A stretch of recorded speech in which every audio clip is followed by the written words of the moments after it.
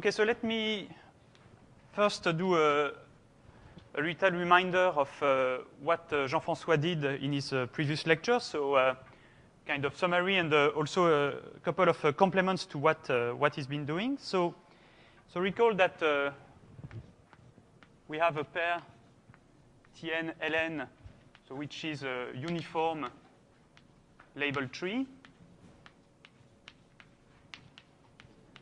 So in the set Tn.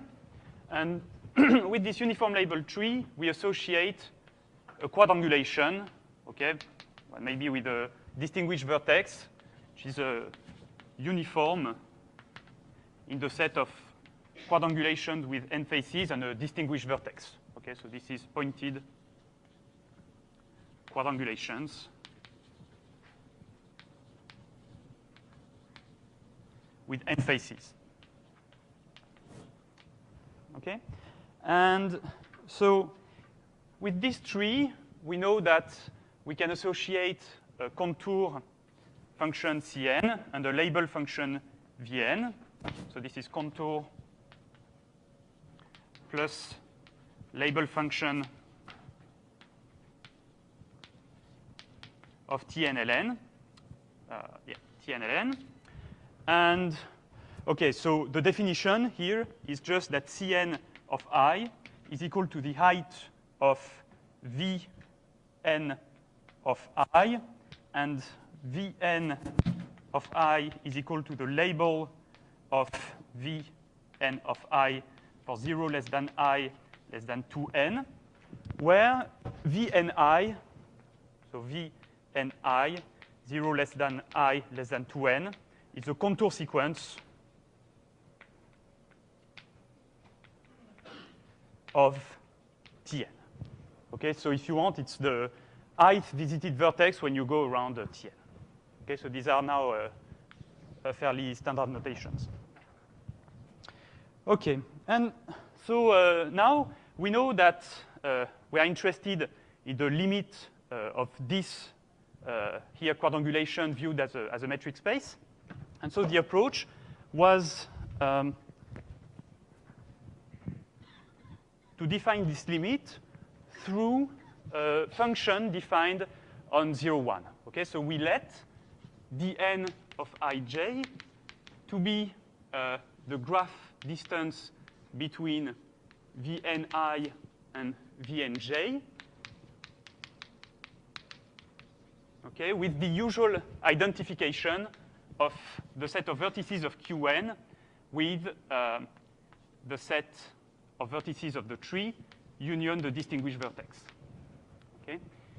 And what we've seen is that if we define the rescaled version 9/8n to the power 1/4 of the distance between 2ns to nt, then this function converges in a functional sense. Okay, this is a function really of s and t in 0, 1.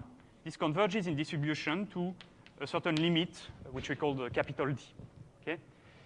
And in fact, more precisely, what we have is that we could make, we discussed how we could make the assumption that we actually have a stronger convergence, namely, if you take the rescaled contour function, so rescaled in time by 2n and in space by square root of n. If you take the label function, so that's Vn of 2nt.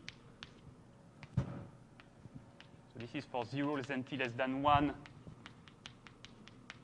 And the rescaled distance function, 9/8n to the 1/4 times dn of 2ns 2nt.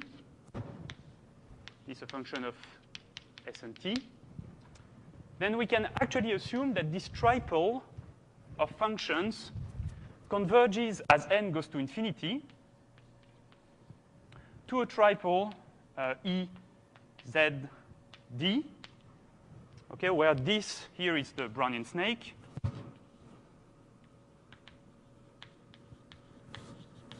And this here is the distance function. So of course, this kind of convergence use the tightness argument of the third component, so therefore we could only do it a priori along a certain subsequence nk, which is fixed once and for all. Okay? And also, it was argued that rather than asking the convergence in distribution, we can actually ask that the convergence is almost sure, okay, by using a standard result, which is called the Skorokhod representation theorem. Okay? So this is, this is really the setting. That's somehow my starting point here. And okay, so from this triple here, we can construct a space with which Jean-François called the Brownian map. Okay, so we can define M as the quotient of 0, 1 by the equivalence relation double tilde, where S is equivalent to T if and only if D of ST is equal to 0. Okay? And we endow it with the distance D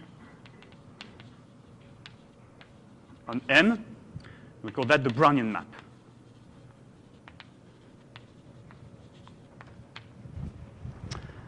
Okay, or a Brownian map along the sequence nk, which would be slightly, maybe more precise. Okay, another thing was that, the purpose of the last lecture by Jean-François was to identify actually this equivalence relation in terms of this pair here, of EZ. Okay? And so a common, a useful thing to have in mind is that this quotient here, you can actually view it as a quotient of the CRT. Okay, so you can view M as a quotient of TE over double tilde here, where TE is the CRT. So that's 0, 1 over tilde the CRT, where I define again S is equivalent to tilde. Sorry, S is a tilde equivalent to T if ES equals E of T equal to the minimum of E, U, for U between S and T. Okay? And here, this equivalence relation here is nothing but the fact that D, A is going to be equivalent to B, this time for elements in the tree, if and only if D of AB is equal to 0. Okay? It was shown last time how we can view capital D as being also a pseudo-distance function on the tree TE. Okay. So let me recall the main result of the last lecture. So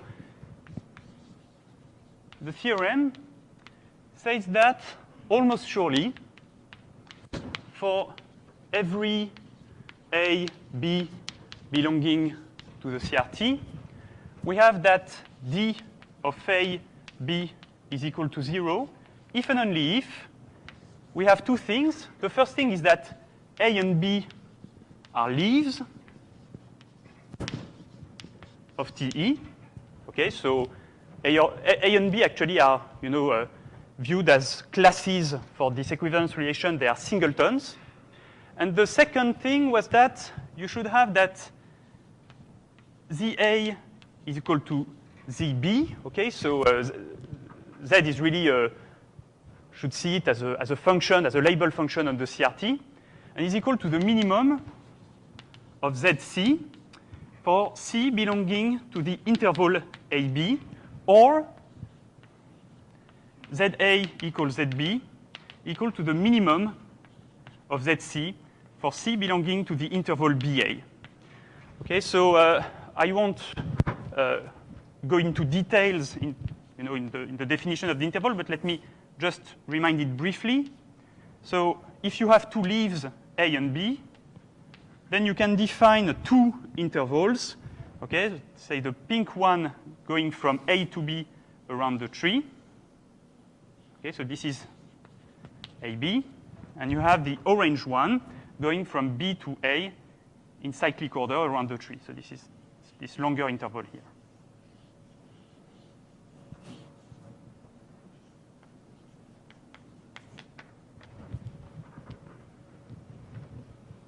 Okay.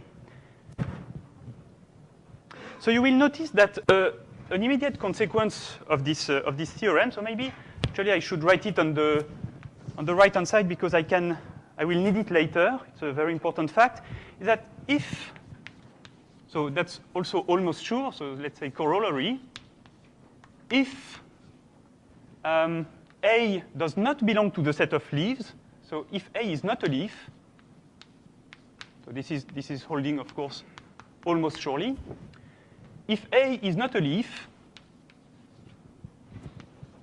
of TE, and if B belongs to TE, B different from A, then the distance between A and B is strictly positive. Okay, so of course it's a trivial consequence of this because A is not a leaf, so therefore if I take another point here, then the distance here should be equal to 0. So sorry, of course, yeah, as stated like that, it's not true. It's okay. Maybe I should say also that okay, A different from B, of course. Otherwise, it's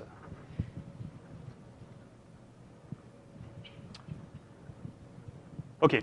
So this says that if A is an element in what is usually called the skeleton of the tree, so the complement of the leaves, then it's not identified to any other point. Okay, it's at positive distance from any other point inside the tree. So that's the first thing that's going to be very important today. So another thing is that we can be actually a little more precise. So I think Jean-François mentioned this briefly, but in a sense, you don't really need the first point here as soon as you have the proper definition for these intervals A and B, meaning that if A and B are not leaves, then these two equations, neither of these two equations can hold, actually. But, of course, we didn't define properly the interval AB, so it's slightly uncomfortable here. So let me actually mention a property of the tree, which is, okay, so maybe I'm going to need it also in the end. So we have the following proposition. So let almost surely, if A is not a leaf,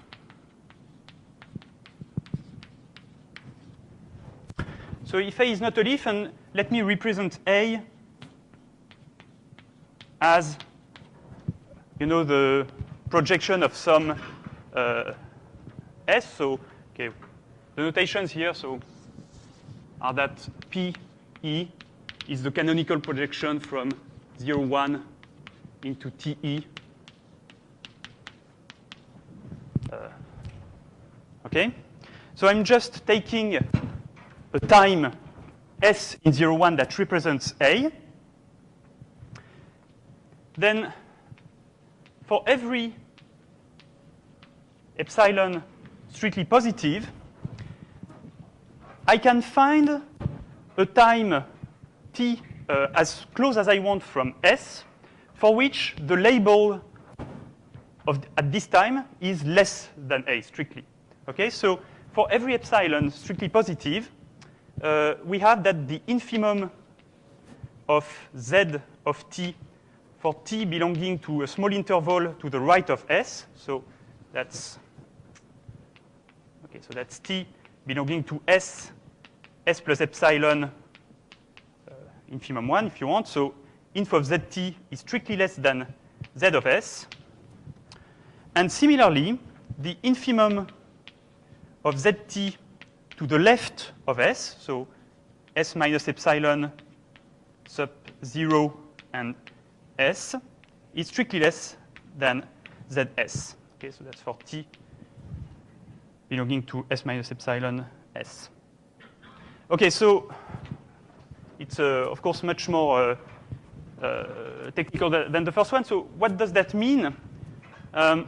Basically, you should imagine that you have your tree here. And okay, you take your point A somewhere in the tree, in the skeleton here. So that's A. and you take S a time at which A is visited. So, of course, in this statement, there is no uniqueness of this time, okay, just by definition of the fact that A is not a leaf. So, actually, this will hold for any S such that this holds, okay? So that's really for every S such that this holds.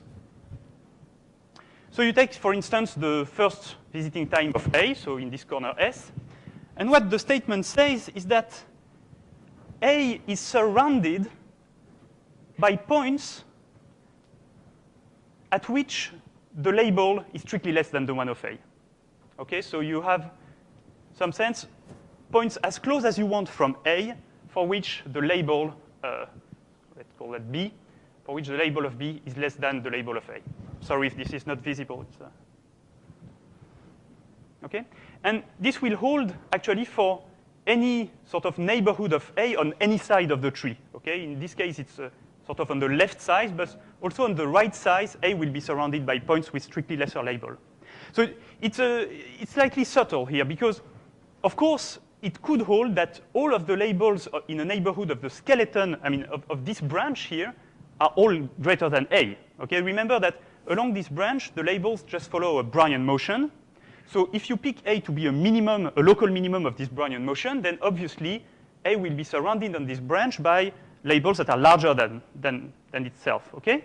But what this means is that you always have, almost surely, small trees that will branch on this particular branch here, for which you can find smaller labels, okay? So in particular, if you take now, any B, say, encoded by a time S larger than, encoded by a time T larger than S, then, of course, the minimum of ZC on the interval between S and T is going to be strictly less than this value. Okay, so in some sense, it's it sort of completes the description given by this theorem.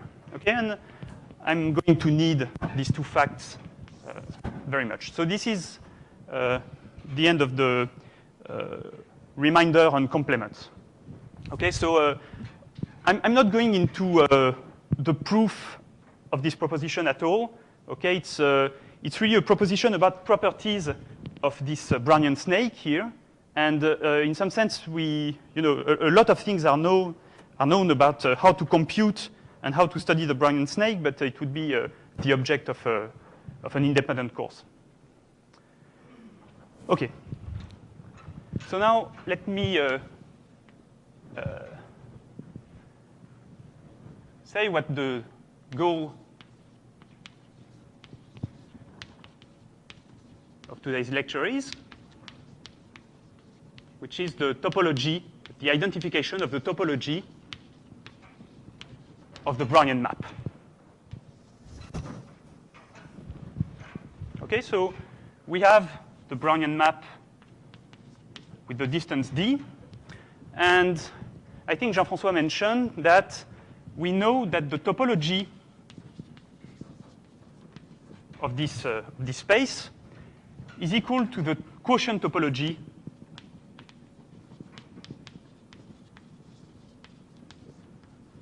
of, induced by this quotient here. Okay, so of course, as stated like that, it's somehow, without going even in the details of what this means, the equivalence relation double tilde is described entirely in terms of E and Z, okay, in terms of the Brownian snake. So in a sense, you know that this space topologically is identified in terms of E and Z, okay? But of course, when you have this definition here, it's not completely clear to see what actually this topology is, okay? And so therefore, the theorem which identifies this topology, which is due to Le Gall and Paulin, is that almost surely M is homeomorphic to the two-sphere. Okay? Okay, so it's maybe you know, a little surprising, especially when you see this as a quotient of 0, 1. It's a little less surprising maybe when you see it as a quotient of the tree, because in some sense the tree has already some kind of planar structure. But still, you know, it might be a little surprising at first sight. Of course, if you think about the initial motivations of why we are studying quadrangulations, this is not so surprising, because quadrangulations, in some sense, are discretizations of surfaces. Okay, you can view them as discrete versions, random discrete versions of the sphere, and therefore you can expect that their scaling limits are going indeed to be surfaces, and this is exactly what this theorem says. Okay, so M is really a topological surface. Okay, so before I explain how to prove this theorem, you know, let me recall that, you know, the real goal of all this study is to try to explain what MD actually is. Okay, so you know, we want to show that quadrangulations with rescale distances converge to a certain limiting metric space. And as I said before, in order to do that, you need, well, first the tightness, and that's what we have done up to now, and then you need to identify the limit. And as we mentioned before, until now, you know, we are not able to actually identify this limit, but what we can try to do is to describe a list of properties that have to be satisfied by this limit. And this is, of course, one of the, you know, the striking ones. Okay, any limit should be a surface. Of course, it's absolutely not sufficient to identify MD, because you can put many different metrics on the sphere that, in some sense, induce the same topology as the sphere. Okay, so it's not sufficient. So maybe let me make a slight comment. So this is, of course, not yet sufficient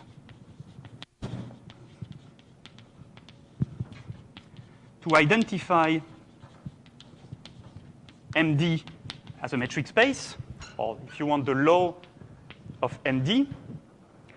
So, you know, what is missing? Well, there are several approaches to try to figure out how we could describe this space, but the most natural one would be to be able to show the following. So we would need, so this would be implied, so uniqueness would be implied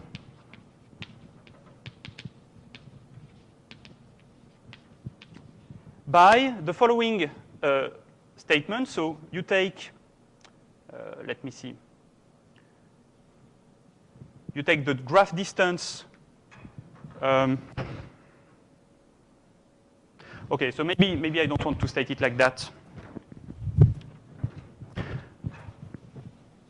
So would be implied by identifying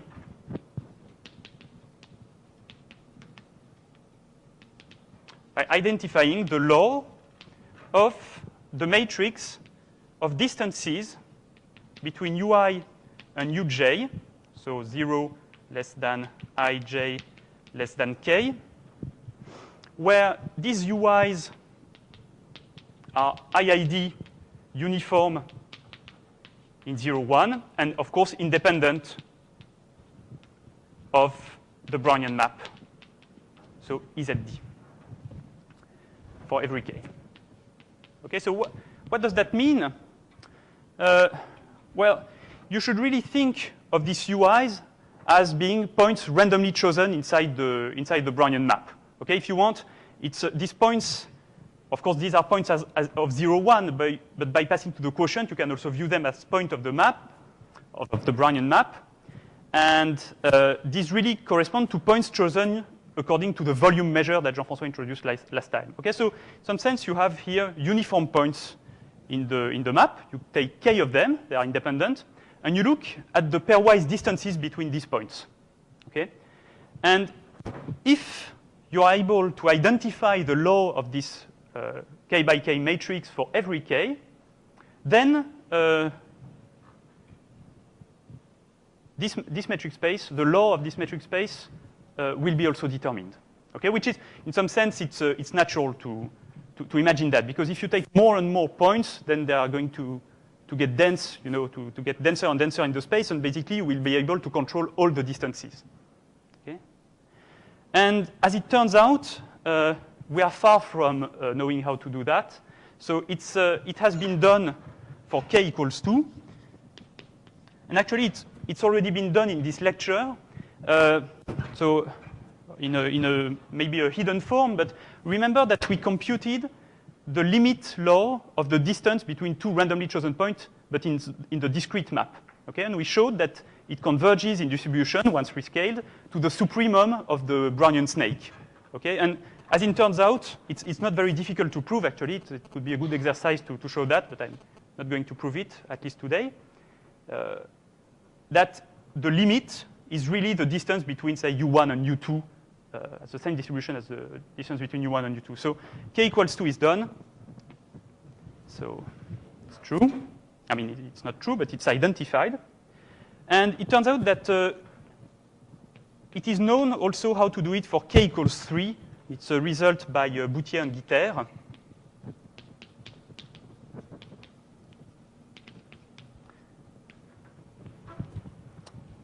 So it's also uniquely defined, it's identified, but it's now completely open for k greater than or equal to 4.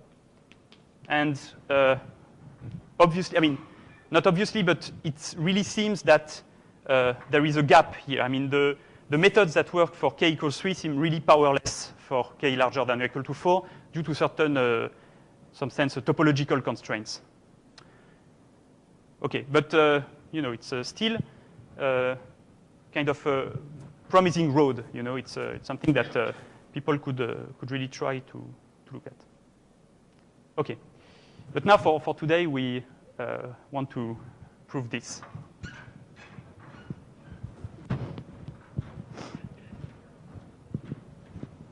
Okay.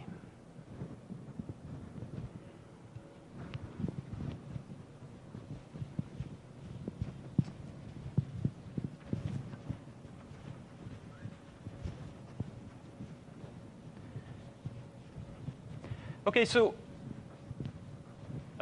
there are several different approaches to this homeomorphism theorem or sphericity theorem.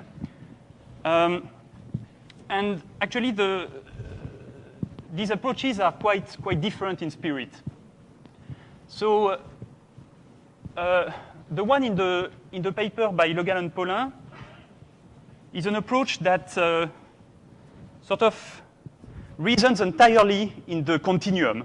It's once you have described M as this quotient space, and you know what this quotient is, then you never refer again to discrete models, and you use topological methods to describe what this quotient is.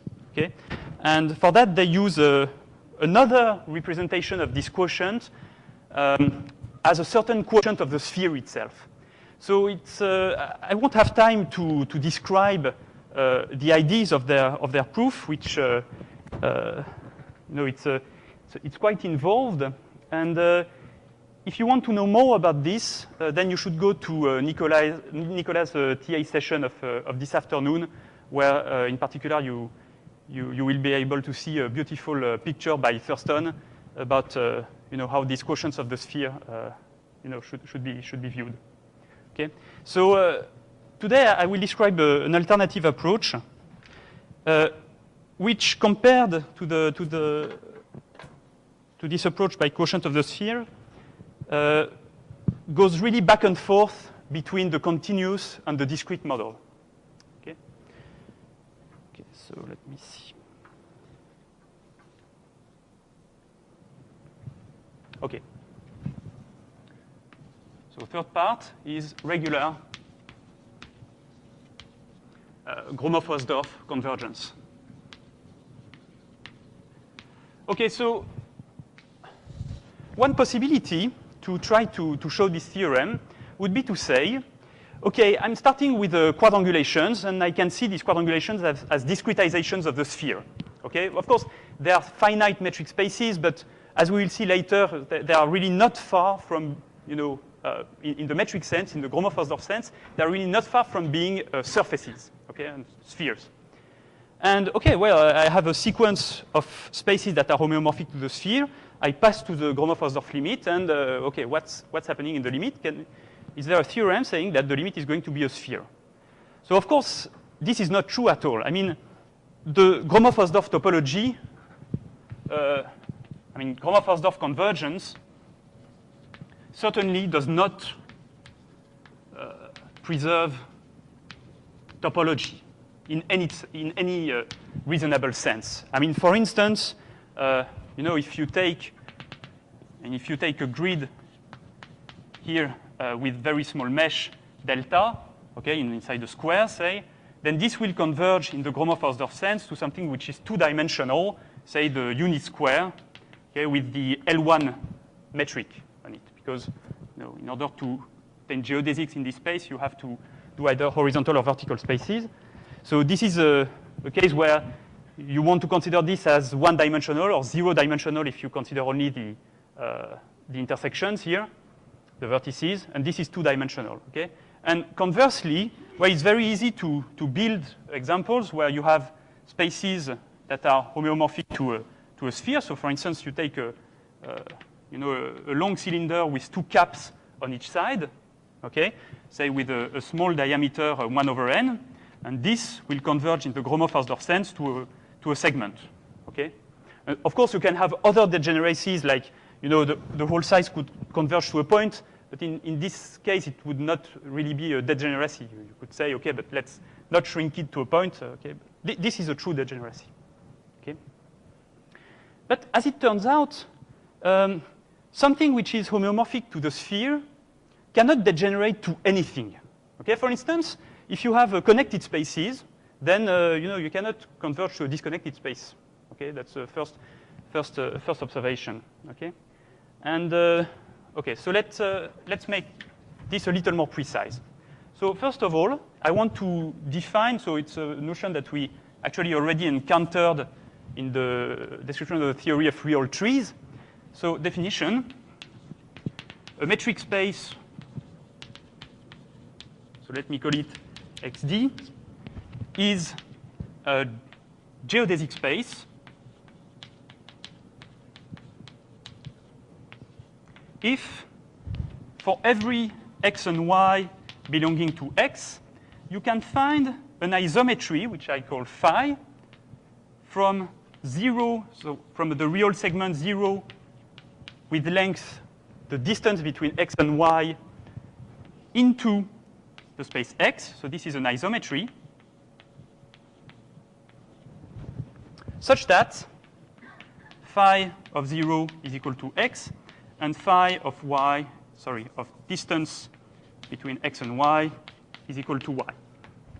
Okay, in this path, it's called a geodesic between x and y. Okay, so for instance, so example, real trees are geodesic spaces.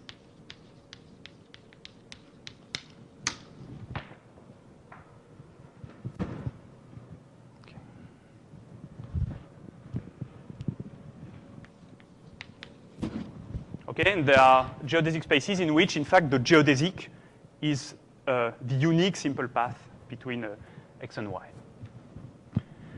So that's the first thing. And actually, so if I call M index G, okay, so maybe it's not such a good notation. So MGO, this is going to be the set of isometric classes. So of XD geodesic metric space. Okay, so this means that I'm considering all the geodesic metric spaces only up to isometry. Then it turns out that MGO endowed with the Gromov-Hausdorff distance.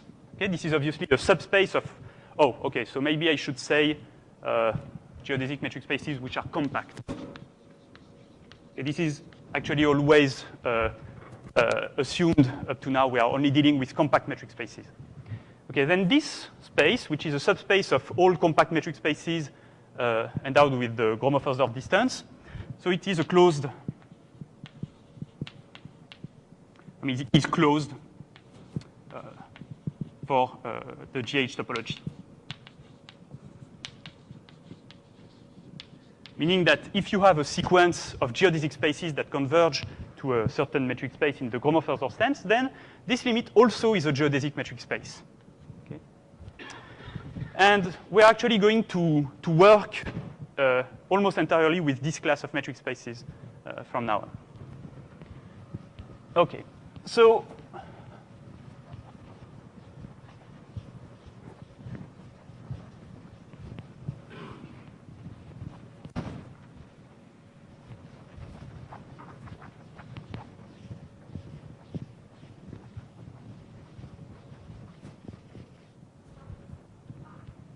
okay.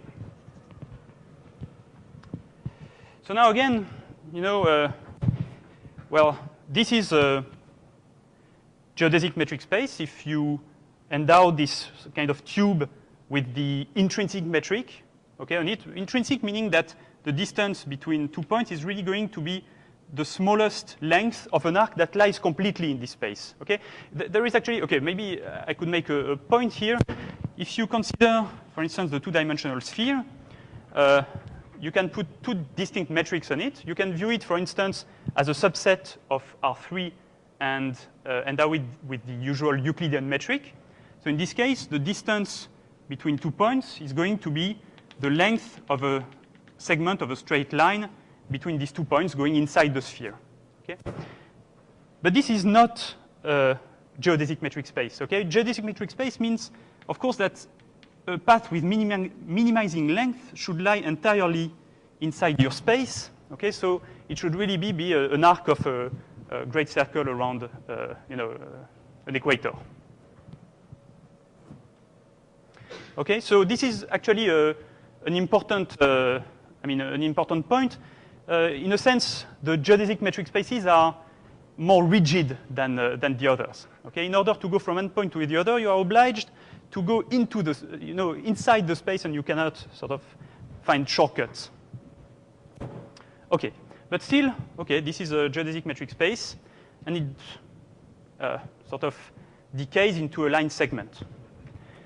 So there was a notion of reinforcement of the, well, not really the Gromov-Hausdorff convergence, but really the Hausdorff convergence, because it came way before the ideas of Gromov, for which you could actually reinforce the Hausdorff convergence in order to preserve these planar topologies. And so the definition, so this is a definition due to Wyburn, and it goes back to the 30s. So it's of course adapted in the language of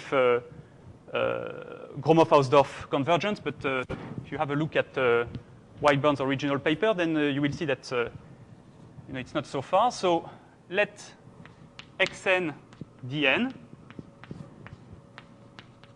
be a sequence of geodesic spaces converging to a certain limit space xd for the Gromov-Hausdorff topology.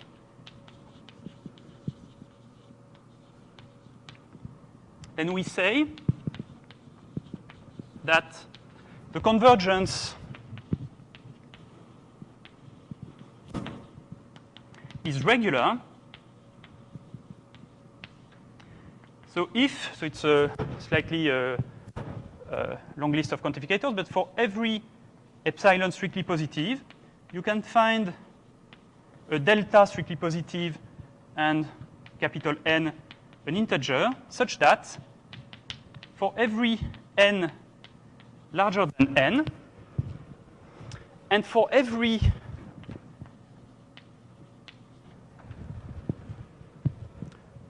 closed path gamma n in Xn with diameter at most delta, then gamma n is contractible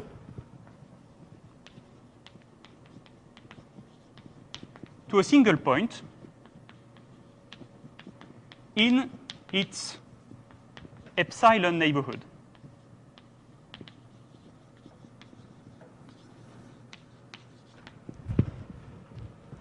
Okay, so it's a slightly long definition here, and I have to comment on it a little.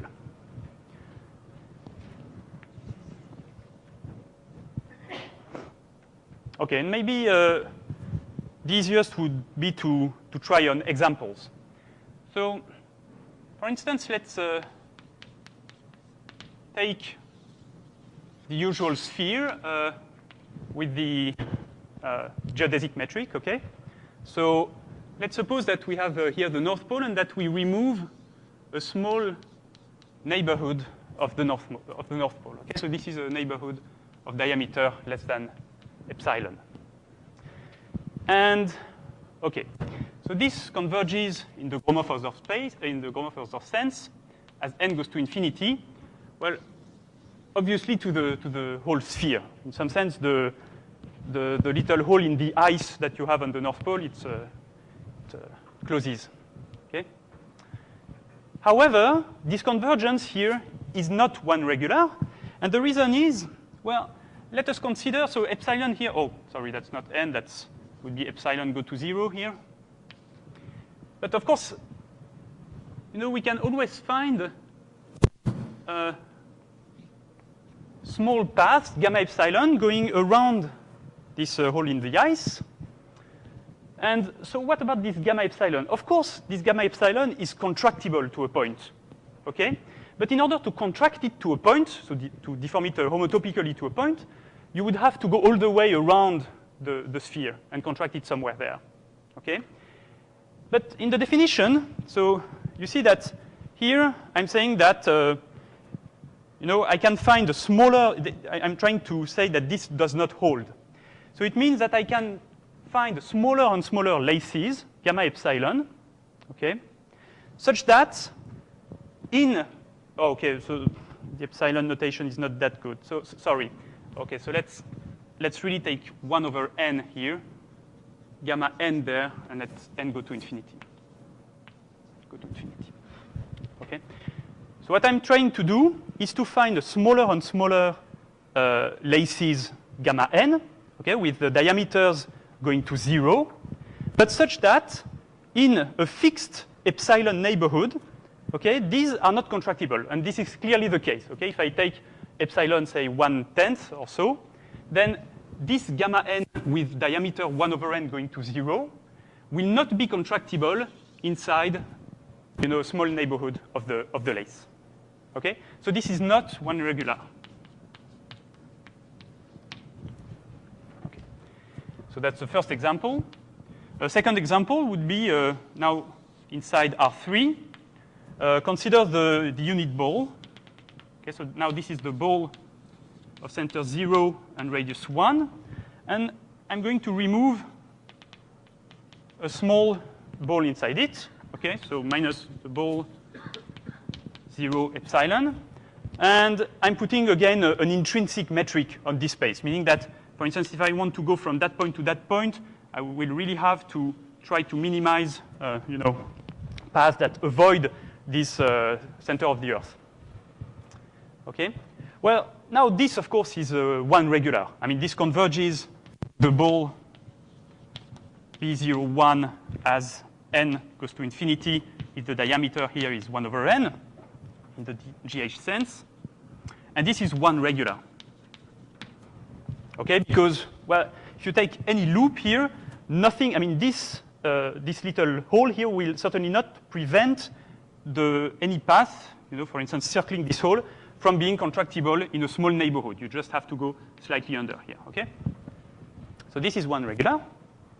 And so maybe now the most important example of convergence which is not one regular for our purposes. So maybe I should.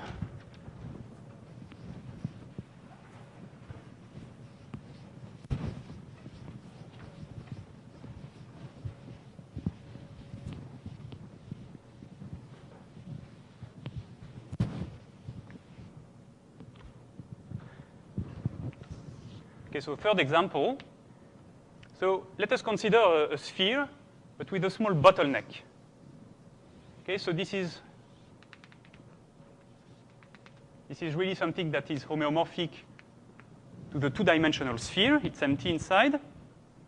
And we assume that there is here little bottleneck of size less than 1 over n, and such that each of the diameters here, say, is greater than 1, Okay. Then this will converge in the Gromov-Hausdorff sense as n goes to infinity to what is called a French bouquet of two spheres. It's two spheres pinched, glued together at a unique point.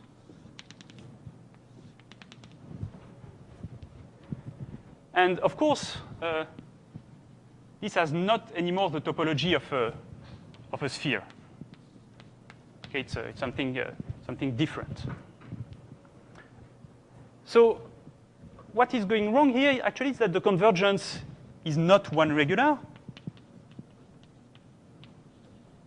For an obvious reason, if you take gamma n to be a small loop around this bottleneck, then you have a sequence of loops with diameter going to 0. And of course, again, this gamma n is contractible to a point. But in order to contract it to a point, you have either to make a big, to make a long way around one of these ends.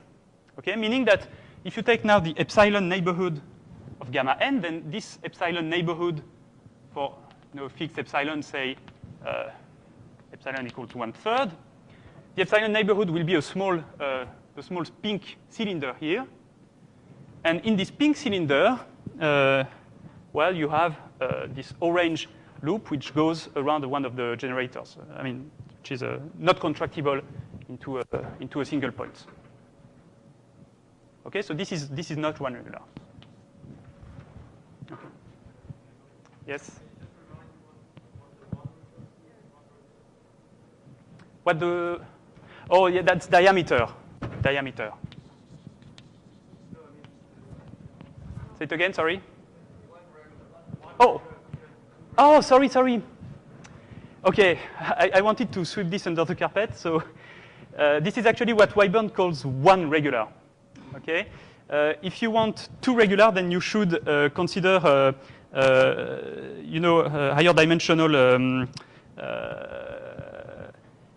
Don't have to consider loops. You have to consider surfaces and so on, closed surfaces. So there is also a notion of zero regular convergence. That actually, okay, I really don't want to go into this, but actually one regular, to be one regular, you should also be zero regular. But it's always satisfied for geodesic spaces. Okay, and okay, actually it can be instructive. So if you are not a geodesic space, then of course, for instance, you could have a sphere that you can try to pinch on the middle. Okay, and here the convergence would be perfectly one regular. Okay, because you should really see that as a it's really a sphere that you try to pinch on the middle. So if you take any small loop, then in its neighborhood it's going to be contractible. You cannot go around. But it's not going to be zero regular because so if you take this kind of if you take this slice here, then the point is that a small neighborhood of this point is not going to be a connected one. Okay, so this is zero regular would be the same thing here, except that small neighborhoods should be connected. And for geodesic spaces, this cannot happen. Okay, and so two regular would be not considering loops, but also surfaces and so on. Okay, so let me just erase this one here. Okay, it's not regular. Okay, so now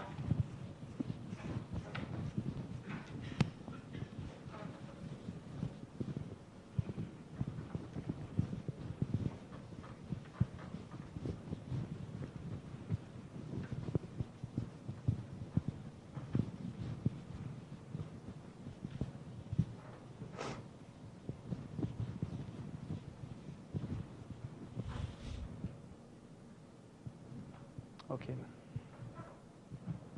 Okay, so now the theorem, so which is due to Wyburn.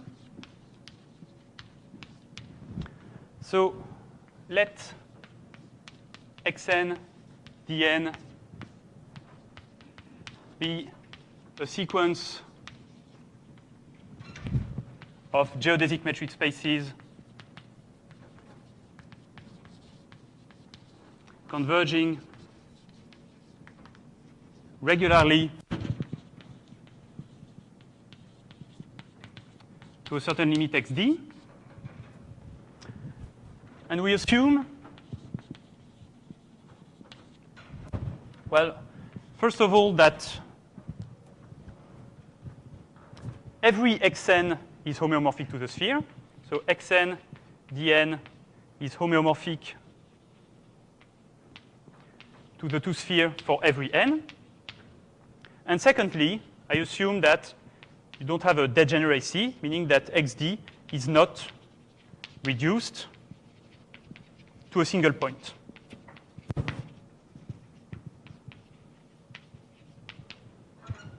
Then xd is homeomorphic to the two-sphere.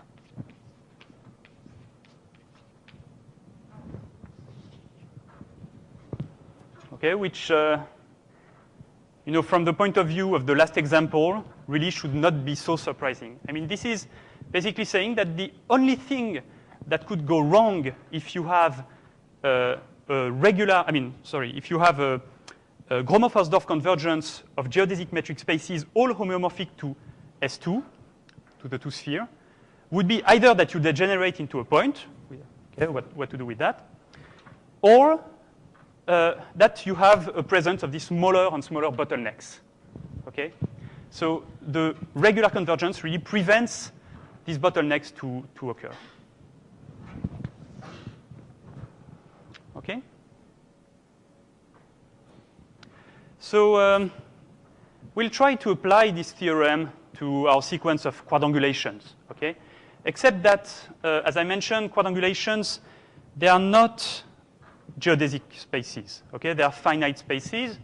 So maybe I need more space here. So I think I will erase that.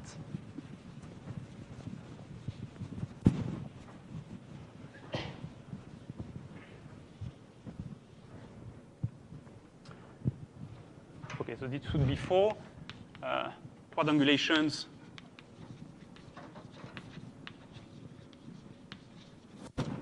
seen as geodesic spaces.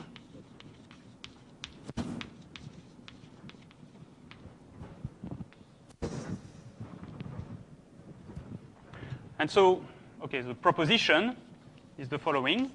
So let Q be a quadrangulation.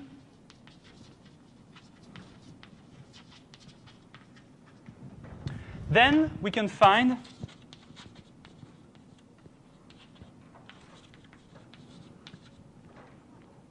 a metric space SQ dq, which is a geodesic metric space.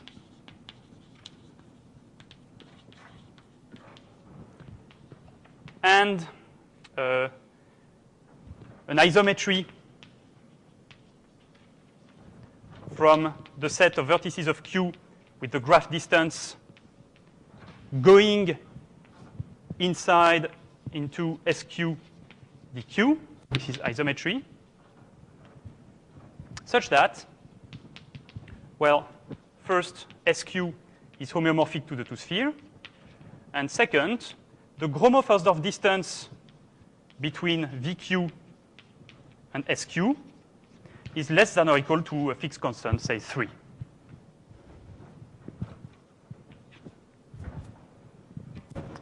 Okay? So therefore, this is saying that there is no real restriction in considering that quadrangulations are geodesic metric spaces homeomorphic to the two-sphere. Okay? They are very not far in the Gromov-Hausdorff sense from being this. So since I only have 30 minutes left, I will probably go fairly quickly into the proof of this result, and also it's something that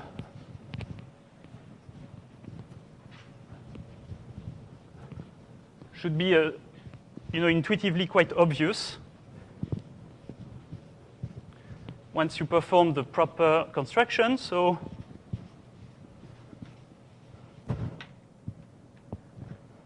the idea of proof.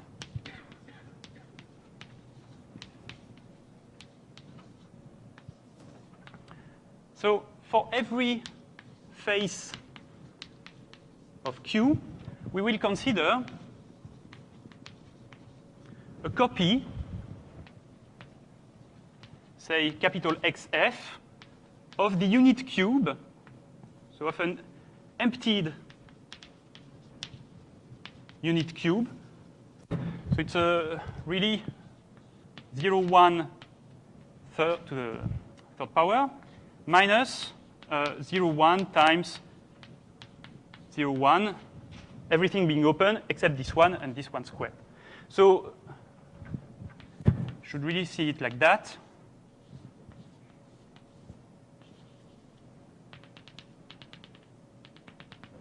Okay, this is XF for every F. So you have this empty box upside down. And you want to endow it with a certain metric. So plus the L1 metric, meaning that the distance between, so df, say, between x and y is going to be the sum of xi minus yi for I between 1 and 3. And this is, of course, a geodesic metric space because, if you want to go from any one point to the other, well, you can try to go inside the box, but of course, you can just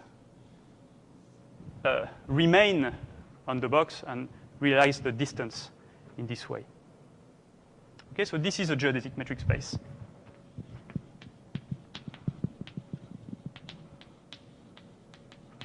Okay? So now we are working with face F. So let, say, E1F, E2F, E3F, and E4F be the edges, the oriented edges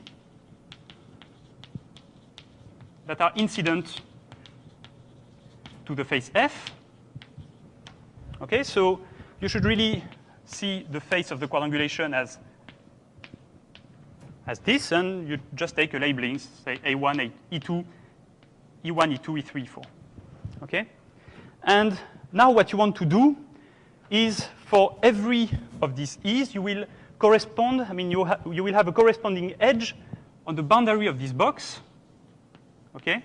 So you view EIF as a path going from 0, 1 into one of the 4 edges of the boundary of XF. Okay? And of course, you do it in a coherent way. For instance, this is going to be E1, this is going to be E2, E3, E4. You should be a little careful because I've seen the box from below. So, okay? So you really view these as paths, E1F of t, 0 less than t less than 1. Okay? So you have a parameterization here of these paths. And then what you do, of course, is that you will glue these boxes according to the combinatorics, if you want, of the map. Okay, meaning now that we define SQ as being the quotient of the union of the XFs, quotiented by a relation R, where R is, if you want, the smallest equivalence relation, which will be compatible with the fact that E of t is equivalent for R with the reversal of E1 minus t for every E belonging to the set of edges of Q and T belonging to 0, 1. Okay? So this is just saying that if you have two faces of the quadrangulation, okay, so these ones, what you are saying, so you have an edge, an oriented edge here. This is E, so this is, you know, maybe E4 of F. You have the reversal of E on the other side. And what you want to do is to take these two cubic caps. Okay, so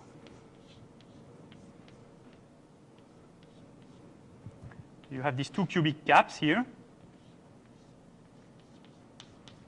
And you want to glue this edge with that edge. Okay. Okay, so you will identify this point with the one which is sort of facing it. Okay, so basically what you do is just you construct this surface by gluing, you know, polygons which are fourgons, which are quadrangulations. Which are quadrangles. Okay, so it's in a sense it's a particular representation of the quadrangulation. Okay, and now what you do is that you endow SQ with the natural distance inherited from the distances df's, okay, which are here, the distances of the cube. Yes? Okay, yes. Okay, so, you know, you would say just glue squares with element metric and everything works. Of course, you could do that, but the problem is, I mean, you certainly can do it, but the problem is that in this case, you will have many geodesics, say, for instance, between these 2 points, and I just want to kill that. Okay, I want the geodesics between these 2 points to be actually geodesics inside the map. Okay? Okay, the point being that, okay, so now the properties that you have this okay.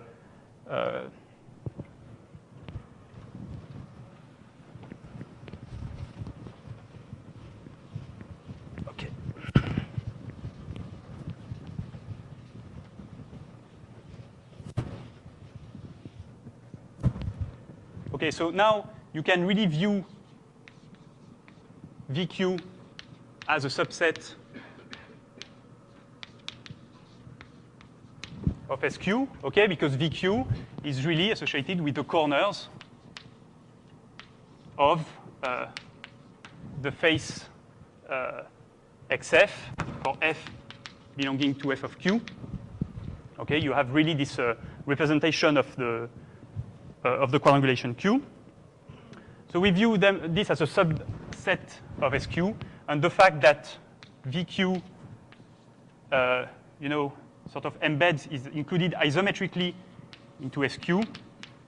If you put the graph distance on this side and the quotient metric on this side, so I gave them the same name for obvious reasons, then you know, you really have this isometric embedding, because if you want to go from one vertex to the other, then you don't have much choice. I mean, if by any chance you leave the set of edges, then already you've made a bad choice. Okay, you've made a too long a path. So all the geodesics from one vertex to another in this quotient space should really be geodesics passing through the edges of the map. So this really coincides with the geodesic distance on the vertices.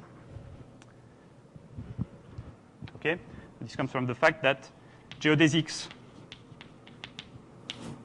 between elements of V of Q should only pass through edges.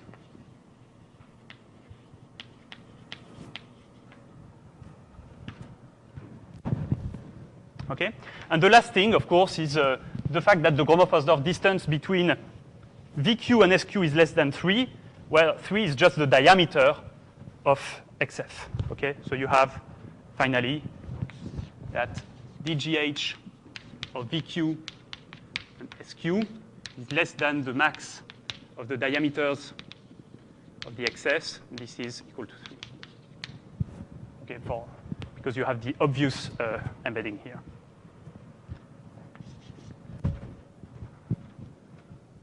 Okay, so this being done, we can really view the quadrangulations as metric spaces, as geodesic metric spaces. So it suffices to show, so to prove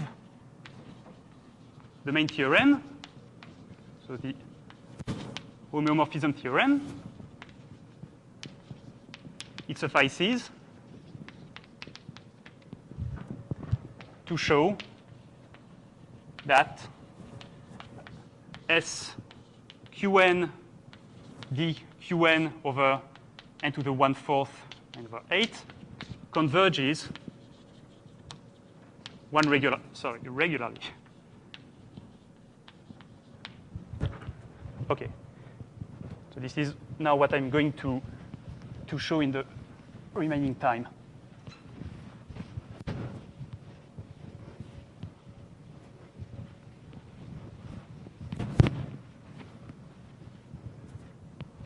Okay, so this is 5 proof of the homomorphism theorem.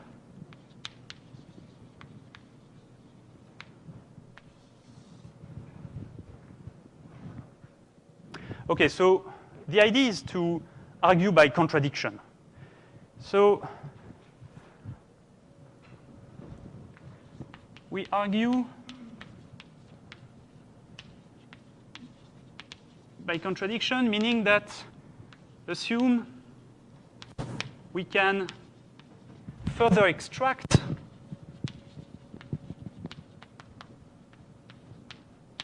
from, well, what we already extracted in the first place from nk, such that along this subsequence,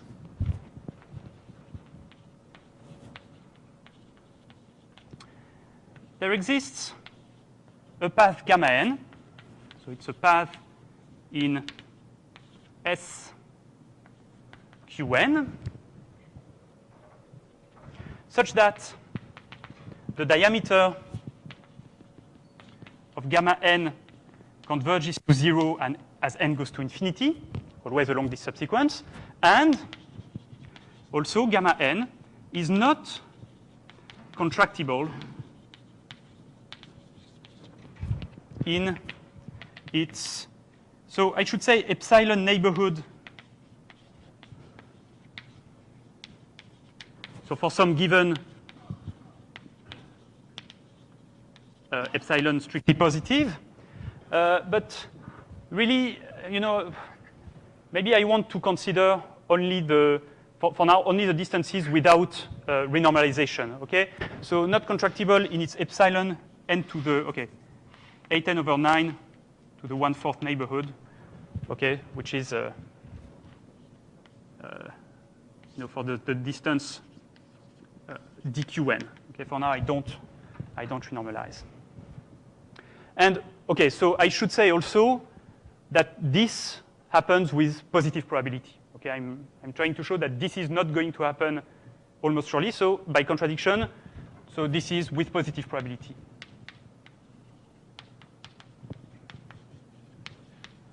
And I'm going to reason only on this event.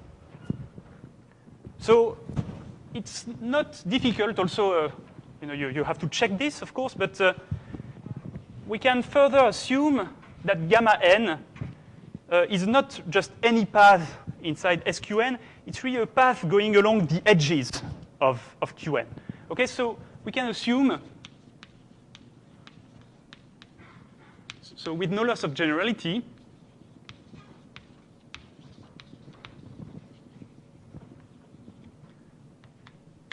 that gamma n is a simple path, so simple loop, made of edges of SQn or of Qn. Okay? So you can check this.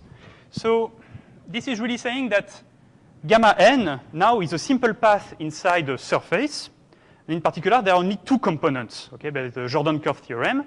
You have two components, and now the fact that this is not that gamma n is not contractible in this neighborhood says that both of these components should have diameter more than epsilon times 8^9 to the 1/4. Okay? So this is saying that gamma n separates SQN into two components, both of which have diameter greater than, say, epsilon 8^9 to 1/4. Okay, so this is really diameter inside the quadrangulation. Okay. So now the setting is almost done. The last thing that I want to say about how the proof is going to work is that inside, SQN in the first place was built by using the Schaeffer bijection, okay, or the CVS bijection. So it's important actually that I keep track of the tree which I used to construct QN. And actually, so the last remark, we can view the tree Tn as being drawn on SQN in such a way that each edge of Tn is included in a face of SQN. Okay, so this is reminding me that I think I didn't actually prove to you that SQ is indeed homeomorphic to the two-dimensional sphere, but this is clear because when you do these gluings, of course, you obtain a surface in the end. This is easy to see. The neighborhood of every point is going to be homeomorphic to a disk. And then what you say is that, well, you actually have a quadrangulation of this surface, which is given by Qn. And this quadrangulation has if you apply the Euler formula, you find that the Euler characteristic of SQ is 2. So it has to be a sphere. I mean, maybe it sounds a little tautological, but it's anyway. Okay. Okay, so back to this. Well, how does that work? Well, basically, so you imagine that you have your surface SQN, and recall that somewhere you have the distinguished vertex V star. And, well, if you have a face of your quadrangulation, then you really should imagine that inside this face lies one of the edges of Tn. And actually, it's okay, so there is this inverse Schaeffer construction, which I didn't describe. It was done in the example classes, but let me not go into these details. For every face of the quadrangulation, imagine that you have one of the edges of Tn inside it, and exactly one. Okay, so if you want, Tn is really embedded at the same time. Okay.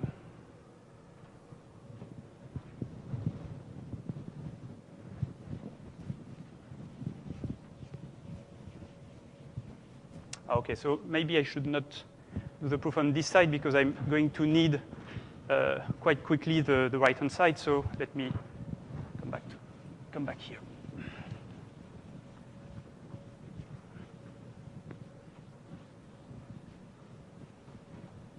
Okay.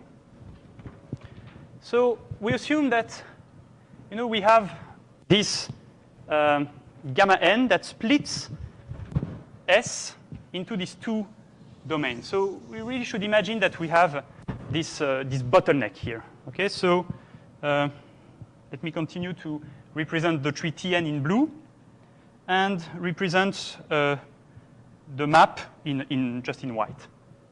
Okay, so somewhere we have a path here, gamma n, made of edges of the quadrangulation, which circles around a little bottleneck and leaves to each side parts of big diameters.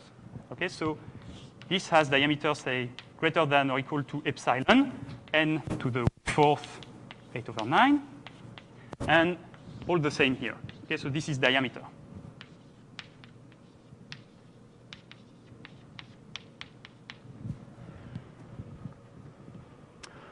Okay, so something that you should know, of course, from what we've done before is that, so if you remember the statement of Wyburn's theorem, we have to assume that the limit is not reduced to a point. And of course, this is not true, okay? We already know that the limit, there are some points with at positive distance in the limit, so it cannot be reduced to a point. So certainly we can find a strictly positive epsilon such that this holds, okay? We are not reasoning about the empty set or so. Okay, so we have this gamma n here. Yes?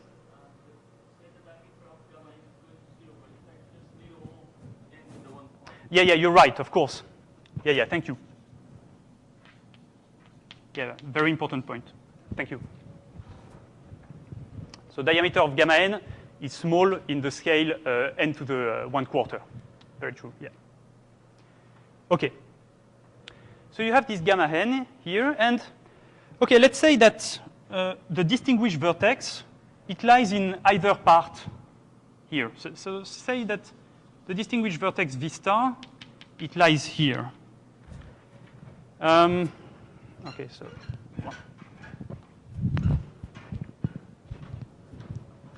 So therefore, I mean, V star, of course, is not a part of the tree Tn. It's the only vertex of the map that is not in Tn, but certainly it has a neighbor. Okay, so let's say this one, which belongs to the tree Tn. And the other thing is that I can, okay, so let's call Dn be a component of SQN not containing V star. Okay. And then you should recall also that the labels, so if you take a V here, you should recall that the label of V is equal to minus the minimal label plus 1 is equal to the graph distance in Qn between V and V star. Okay? So in order to simplify notations, I will just denote this by ln plus of V. Okay? This is the shifted labels here. Then certainly, there exists a point which I want to call Yn in Dn, so it's really a vertex, such that the label of Yn, so L plus n of Yn, is greater than or equal to lambda n plus epsilon over 4 times 8n over 9 to 1/4, where lambda n is the minimal label, so mean of ln plus of V, for V belonging to the path gamma n. Okay? So why is that true? Well, if this were not the case, if any Yn, if any Y here, had a label smaller than this quantity, then obviously by taking a path going from Yn to a point of gamma n, say realizing this minimum, and then going from this point to any other point, I would obtain a total diameter at most twice this quantity. Okay, and certainly this is not possible. Okay, so you should, I'm going a little faster here, but this is easy. Okay, so you should have this, so otherwise violates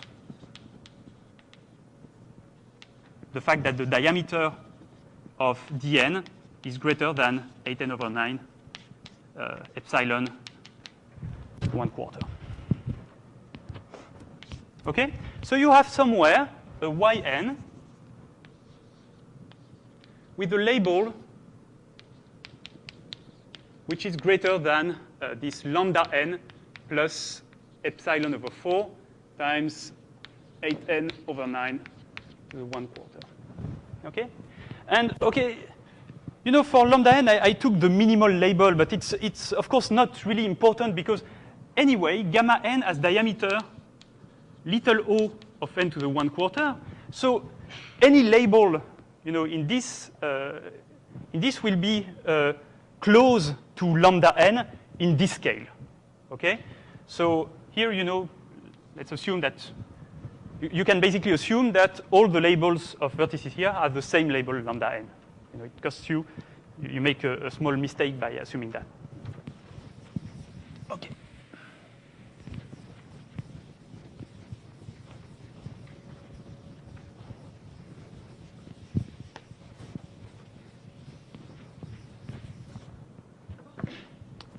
Right. Okay. So let's also, how do I want to call this? So let's call an star.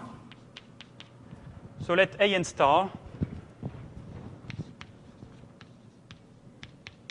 be any neighbor of V star. Okay? So then, when I have this vertex, well, I know that there is going to be a path in the tree linking an star to yn. Okay, so now I'm really considering one of these paths in blue. Okay, so this is not a path of edges of the map; it's a path in the tree. So this path could do, you know, many nasty things. It could go, you know, several times around there. But you know, let me just draw this simplifying picture here. What I'm sure is that I will certainly be able to find, you know, the first vertex xn, you know, on the path going from yn to an star, which is, say, at distance 1 from gamma n, okay, or belongs to gamma n. It's not really important at this level of detail, okay? So let xn be the first vertex on the path in Tn from yn to an star, which is, say, well, say at distance, okay, belonging. Okay, no, okay, let's do this. At distance 1 from gamma n. Okay, so why am I saying this? You know, basically, V star could itself be on gamma n. In this case, you know, what to do? You don't have anyone on gamma n in the tree. Okay, so this is xn. So now let's maybe do a simultaneous picture of the points that I'm constructing in the map and the points on the Scheffer tree. Okay, so what's happening for now is that, so we have the Scheffer tree, so you should see it in blue. I hope this is visible from behind. And so somewhere you have a vertex, say, an star of minimal label. Okay? And next, so we managed to build somewhere a vertex yn with label greater than lambda n plus epsilon 8n over 9 to 1/4. Okay? And then we built somewhere a certain point xn. And what is the label of this xn? Well, the label certainly is, well, lambda n plus a little o of n to the 1/4. Okay? Because xn is at distance 1 from the little path gamma n. Okay, so this label is lambda n. Right. Okay, so now I'm going to go from this still discrete picture to the continuum picture. Okay, so let us assume that you know, In and Jn are such that, well, Xn is the ith visited vertex in the contour order around the tree. So Xn is Vn of In, and Yn is equal to Vn of Jn. Okay? And, well, from this picture, it's clear, well, at least on the picture, it's clear. So let us assume that In is actually less than Jn. So it looks like a simplifying picture, but, well, in general, you know, Jn could be somewhere here, and this inequality would just mean that you have to go all the way around the tree. Okay, so you, again, this you should really interpret as cyclic order. But you know, let's just assume that for the purpose of the demonstration.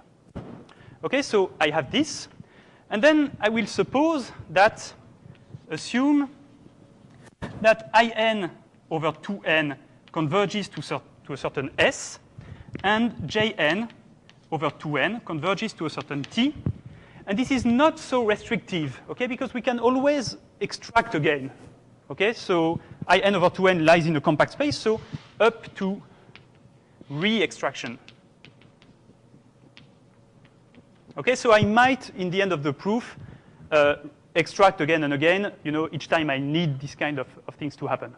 Okay, so in particular, well, you will notice that since I know that the label of Xn is equal to lambda n, this certainly tells me that lambda n times 9 over 8n to the 1/4 converges to, you know, the label of S, and this label is going to be Z.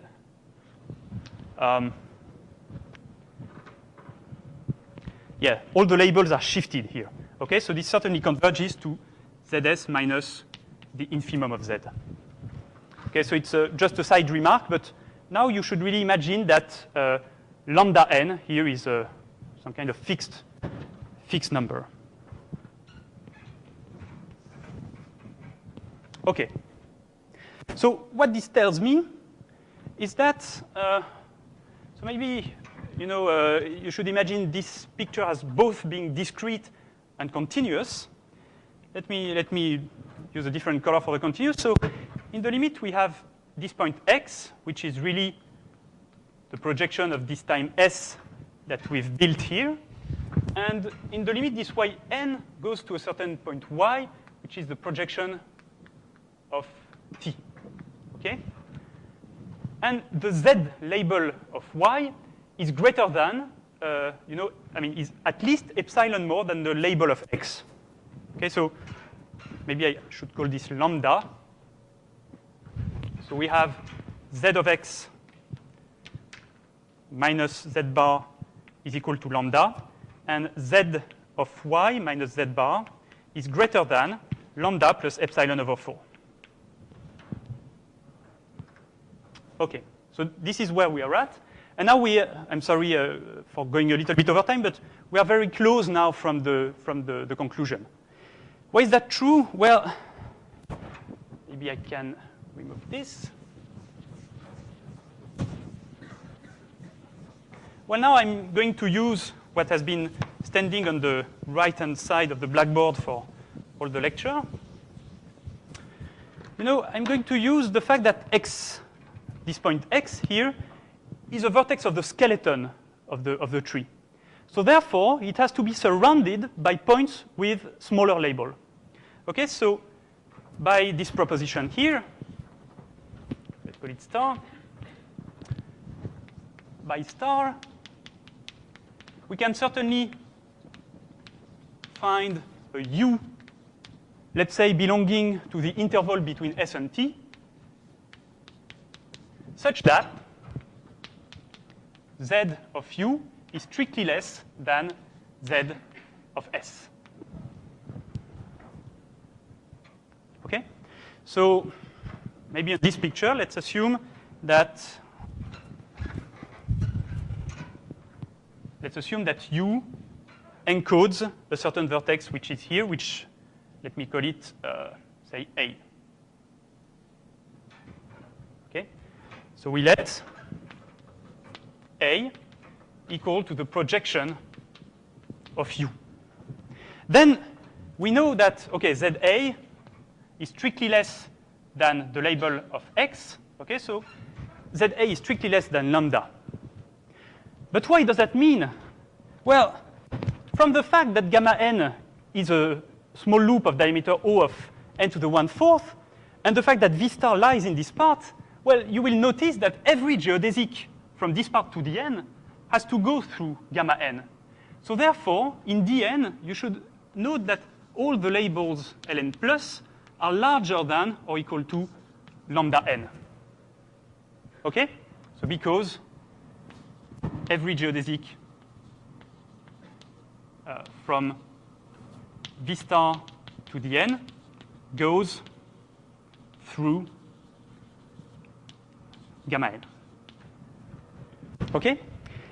So from the fact that A here has a label which is less than lambda, then it means that if I want to encode this A by a, if I want to have a Kn be such that Kn over 2n converges to U, well, certainly I know that the label n plus of Vn Kn is going to be less than, say lambda minus eta for some eta strictly positive times 8n over 9 to the 1/4. Okay? So therefore, this implies that An,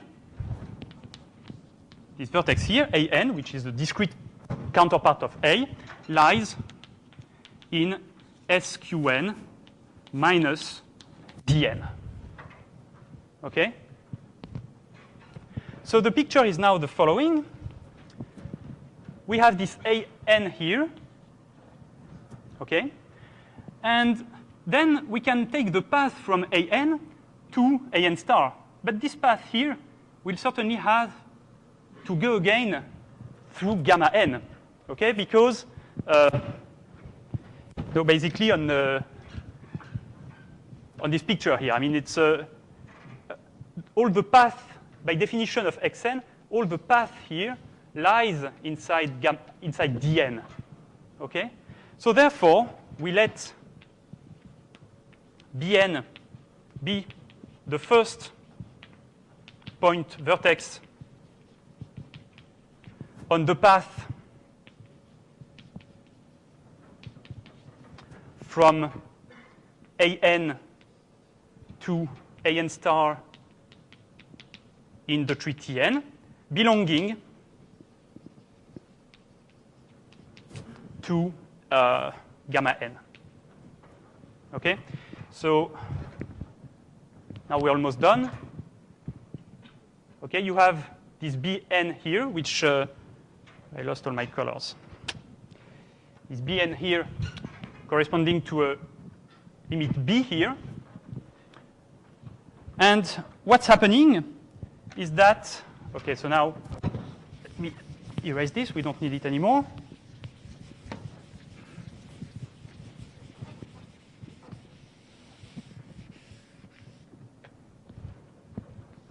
Okay, so we obtain,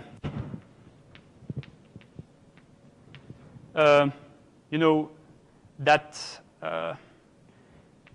so if Bn is equal to Vn of k prime n, and I'm assuming that k prime n over 2n converges to a certain u prime,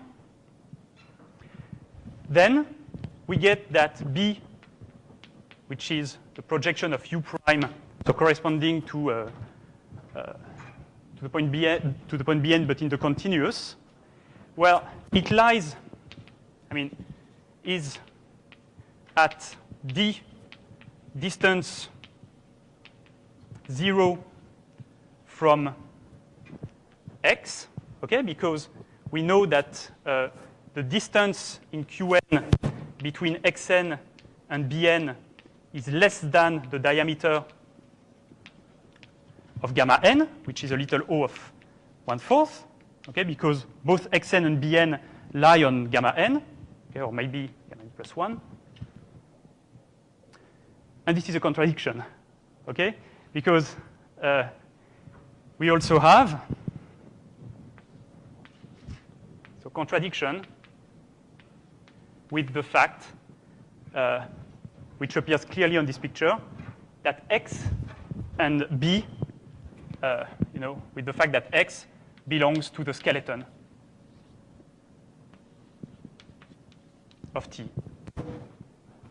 Okay, so in the end, I found 2 points, the point X and the point B, which are distinct in the tree, but which are identified in the limit.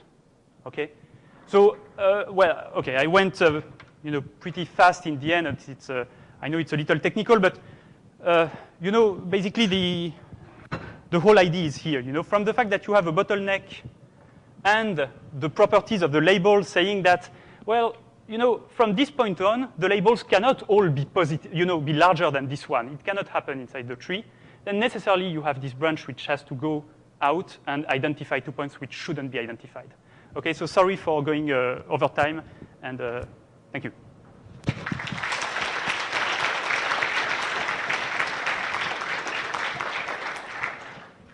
There are questions?